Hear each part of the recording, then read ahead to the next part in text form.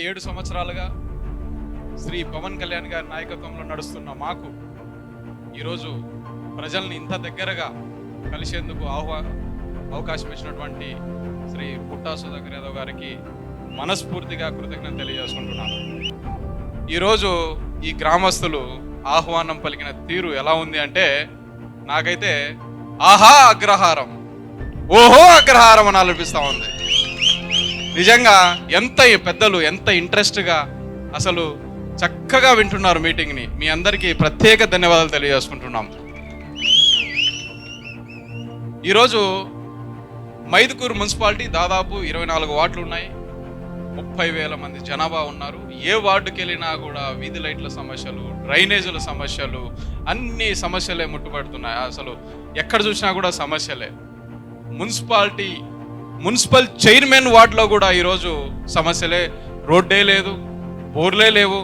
ఈరోజు మన సుధాకర్ అన్న సమక్షంలో తెలుగుదేశంలో చాలామంది జాయిన్ అయ్యారు 9వ వార్డులో. సో నేను అక్కడ దగ్గరుండి అక్కడ వాళ్ళు తాగునీరు సమస్య ఉంది అంటే ఒక 6-7 మంది బిందెలు తీసుకొని వచ్చి చెప్పారు అన్నకి. అన్న ఇమ్మీడియట్గా ఏఈకి ఫోన్ చేసేసి వాళ్ళందరికీ సాయంత్రం కల్లా ప్రొక్లైన్ తీసుకొని వచ్చి, అలాగే బోర్వెల్ ఒకటి వేసేసి ఆ ప్రొక్లైన్ తీసుకొని వచ్చి మొత్తం ఆ దారి అంతా డ్రైనేజ్ అంతా క్లీన్ చేయాలని సాయంత్రం కల్లా ఆదేశించడం జరిగింది. పనులు కూడా జరుగుతున్నాయి. సో ఇలాంటి నాయకులు మనకు కావాలి. సమస్య ఎక్కడ ఉంది అంటే అక్కడ ఇమ్మీడియట్గా సొల్యూషన్.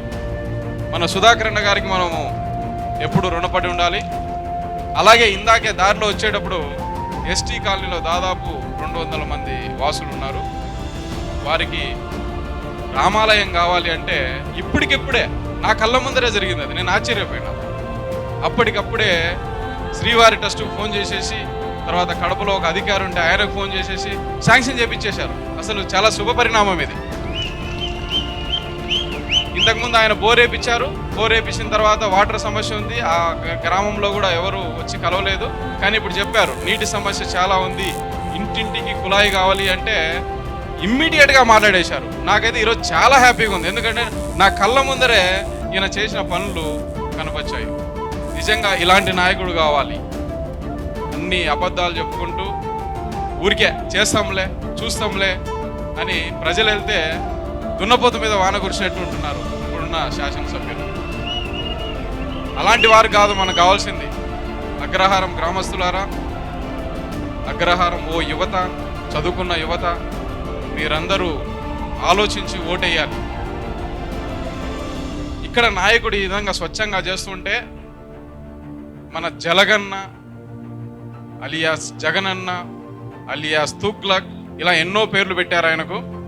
ఆయనేమో మన రాష్ట్రమంతా సుభిక్షంగా ఉన్నట్టు, రాజన్న పాలన ఉన్నట్టు, రామరాజ్యం ఉన్నట్టు, 126,000 కిలోమీటర్ రోడ్డు అద్దంలాగా ఉన్నట్లు, పెట్రోలు డీజిల్ రేటు అసలే పెరగనట్టు, నూనె ఉప్పు పప్పు రేట్లు ఏమీ పెరగనట్టు, మన రాష్ట్రంలో 25% మద్యపు మరణాలు లేనట్లు, మద్యం రేట్లు పెరగనట్లు, కరెంటు ఛార్జీలు 8 సార్లు పెంచనట్టు, ఇలా ఆయన తగుదునమ్మా అని ప్రతి ఒక్క షాపు ముందర సిద్ధం సిద్ధం అని పెట్టాడు ఆయన.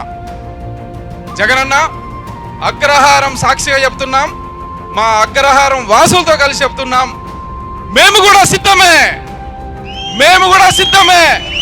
నిన్ను నీ యొక్క అవినీతి కోటలు పీటలు మార్చడానికి మేము కూడా సిద్ధమే, నిన్ను జైలుకు కూడా పంపించడానికి మేము సిద్ధమే,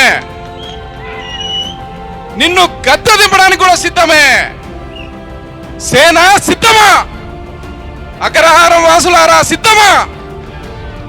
మనను జగనన్నని తుక్కుగా ఓడించి ప్రతి ఒక్క ఓటు కూడా మన సుధాకర్ అన్నకు వేసి అఖండ మెజారిటీతో గెలిపించాలని ప్రతి ఒక్కరిని పేరు పేరున కోరుకుంటూ సెలవు తీసుకుంటున్నాను. జై జనసేన, జై తెలుగుదేశం, జై పవన్ కళ్యాణ్ గారు, జై సుధాకర్ అన్న.